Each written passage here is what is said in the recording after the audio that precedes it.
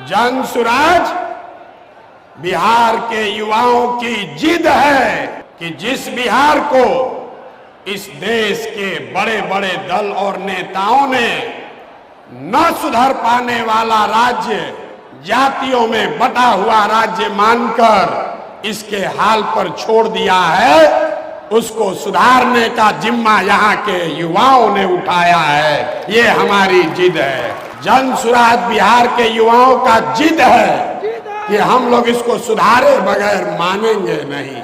जनसुराज बिहार के युवाओं का संकल्प है कि अगले 10 बरस में, याद कर लीजिए, लिख लीजिए, अगले 10 बरस में देश का सबसे गरीब और पिछड़ा राज्य बिहार, इसको देश के 10 सबसे अग्रणी राज्यों में शामिल कराकर ही दम लिया जाएगा।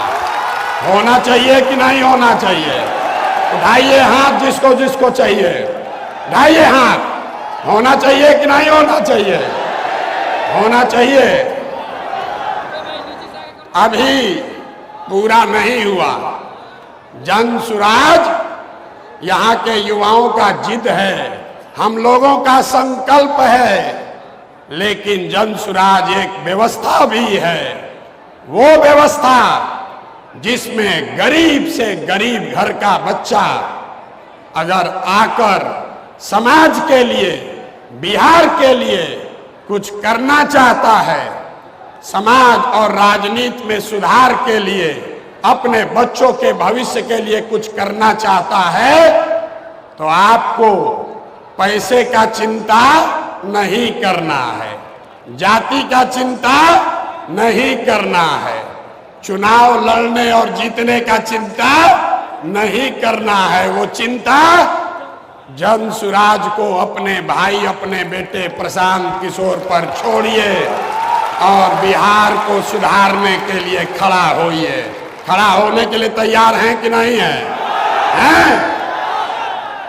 तो जनसुराज जिद है युवाओं का, जनसुराज हमारा संकल्प है, जनसुराज एक नई व्यवस्था है, लेकिन सबसे बढ़कर हम लोगों का सपना है बिहार में अपने जीवन काल में, याद रखिए ये जनसुराज का सपना है, अपने जीवन काल में हम लोग ऐसा भी दिन देखना चाहते हैं जब हरियाणा, पंजाब, गुजरात, महाराष्ट्र से लोग बिहार में रोजी रोजगार करने आए, तब मानेंगे कि बिहार में विकास हुआ है।